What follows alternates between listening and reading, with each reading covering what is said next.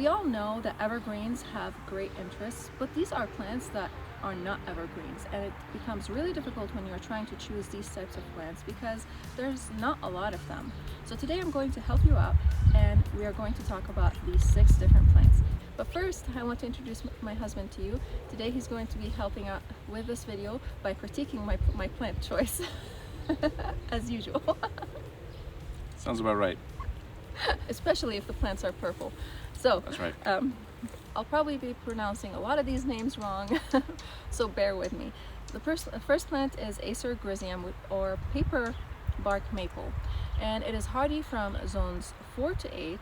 It has a gorgeous peeling bark, so this plant not only provides interest in the summer and in the fall, but it also provides interest during the seasons where it doesn't have any leaves on it. So you have all 4 season interests on it. The peeling bark on it is gorgeous. Under the peeling bark, the color of the wood is a sort of a cinnamony red wood, and it is really beautiful. And the bark itself not only peels, but it kind of curls up and provides this beautiful interest in the winter. And the plant looks gorgeous throughout all 4 seasons. It has brilliant red foliage in the autumn, and the tree itself is a small spreading tree, so it's not going to grow super tall. So if your garden doesn't have a lot of space, you can probably include this tree in your garden. What color is it in the spring or summer? Oh yeah, I didn't talk about that. The foliage on it during the summer season has a beautiful dark green foliage, and the underleaves are kind of a bluish tone, so it's really beautiful. Would it make a nice background type plant? I think it would make a beautiful centerpiece kind of plant, not just background. You want it kind of shining and showing in the garden. You want it to be like the center, the what's the word? Focal point? Yeah, you want it to be sort of like a focal point because it's very attractive. The next plant that I have on the list is the Cornus dogwoods, and I'm not talking about the tree dogwoods, those are gorgeous, but I'm talking about the shrub dogwoods, and those come in all sorts of colors. You have red twig dogwood, yellow twig dogwood, and some other types of dogwoods that I don't know the name of, but they come in varieties of colors.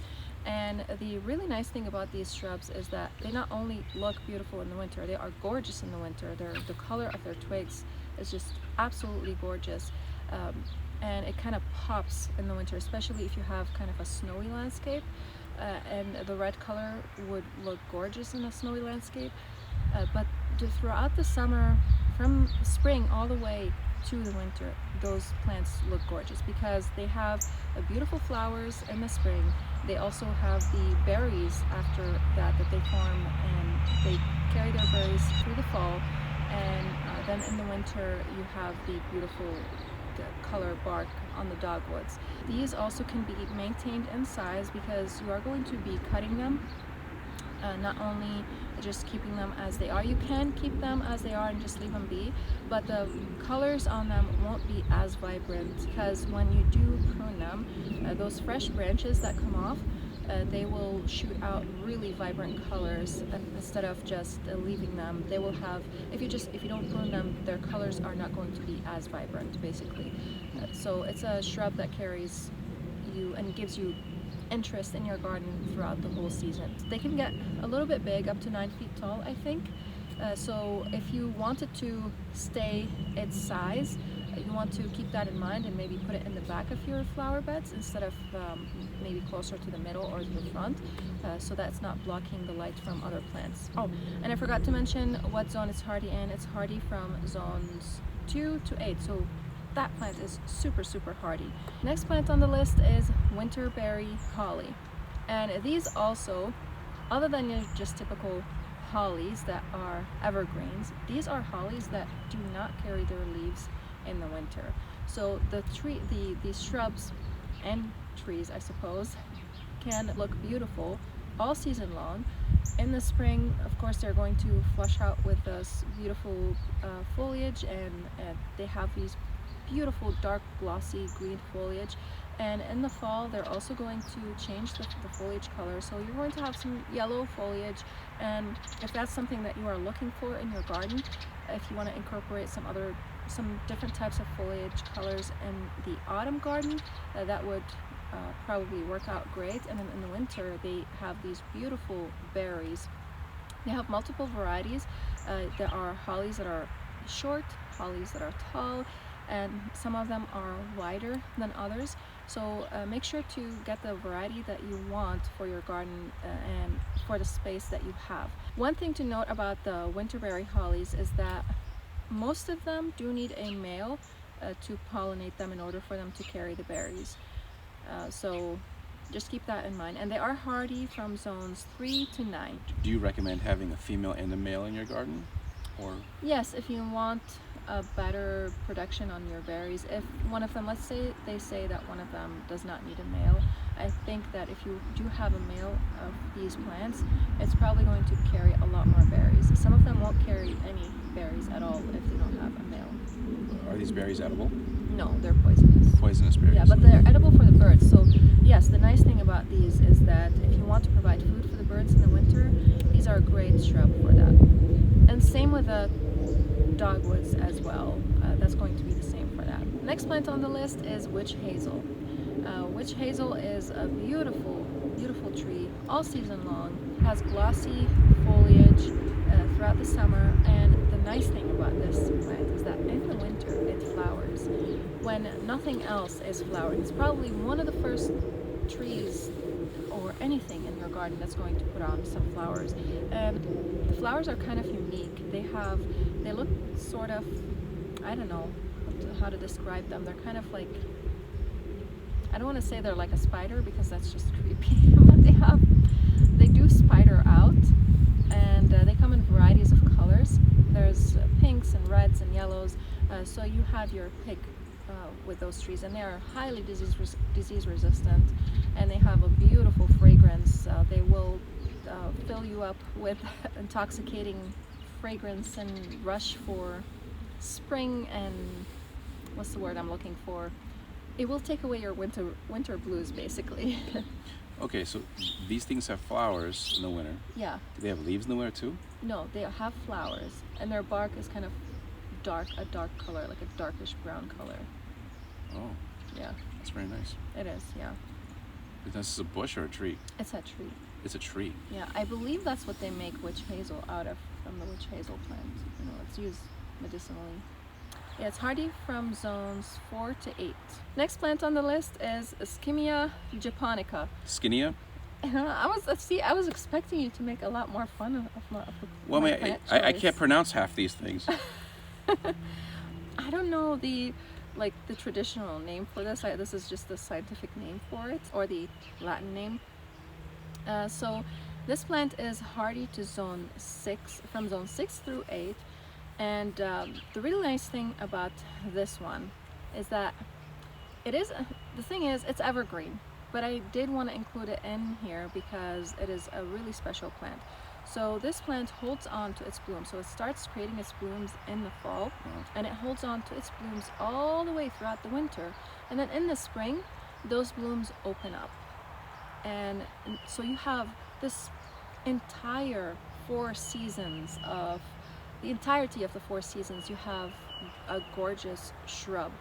It's going to have beautiful foliage. Some of them I think are variegated also. What does variegated mean? That means they have like different color. The foliage itself has multiple colors in it. Oh, So it could have yellow and green at the same time. wow. Yeah, and the plant carries a beautiful scent as well. Some of them, the leaves also have a beautiful scent on them. So if you're looking for something that looks beautiful and has a beautiful scent, Esia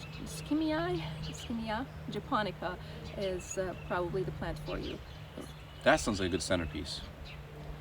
For the winter, anyways, a winter For garden. for the winter, yes, because it's going to be evergreen and it's going to have flowers on it throughout the winter. What's it look like in the summer? In the summer, it's going to have the beautiful green foliage. You know, depending on if you have variegated, it might have more color on it. You know. I see. Yeah. Also, when you're putting your gardens together, you want to think also about the different textures of foliage. So it's not just that the plant looks green, but some plants might have feathery type of foliage. Some of them might have really big, bold foliage, and some of them, I don't know, might have this grassy foliage. So you kind of combine all these together, and the different colors of foliage together also will create a beautiful space in your garden. So you're proposing creating a flowery type garden in the winter. Well, yeah, So you can have flowers all year round. yes. It's not going to be, extreme in the winter because Yeah, but it's something other than yeah, white it and is. brown. Yeah, yeah. I mean, for us over here especially, we have snow for most of our winters, and we want something to look at in the winter because it just kind of gets really blinding. As you see, We have to we have to yeah. wear our glasses because we won't be able to see anything otherwise. Yeah. The sun is super bright and strong, and especially because of the snow, the reflection is super stark. And so by adding these kind of trees and shrubs, it helps out and it kind of mellows out the blindness that the snow brings. It also adds a lot of color. Like if you look Yes. behind us here, that's what we look at all the time. So it'll be nice to have plants like that. You bring in a lot of color and stuff, so you can see some beauty in the winter. Yeah, exactly. The last plant on the list is Aronia melanocarpa. What? Aronia melanocarpa. That's black chokeberry. Why can't they have normal names for these things? Why is it always Latin? I don't know. No. Well, the thing is about the regular names over here, like the common names that everyone uses, is that they have multiple names, and when you might be saying the common name for one plant, another person would understand it as a different plant because some plants share names together. Oh, I see. Yeah. So that's why they These have these scientific scientific names. More precise. Yeah. So Aronia melanocarpa, or black chokeberry. So this plant has brilliant red fall colors, and it has persistent, beautiful blackberries.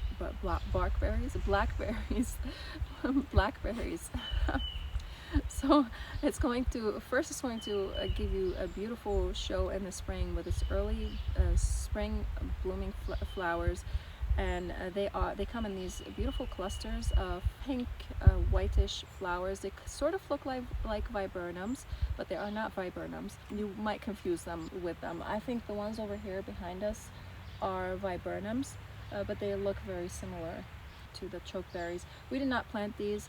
These have been here since we moved in, and we're planning eventually on clearing all this up, but Takes time. yeah, we've done so much already, but it feels like we didn't do anything.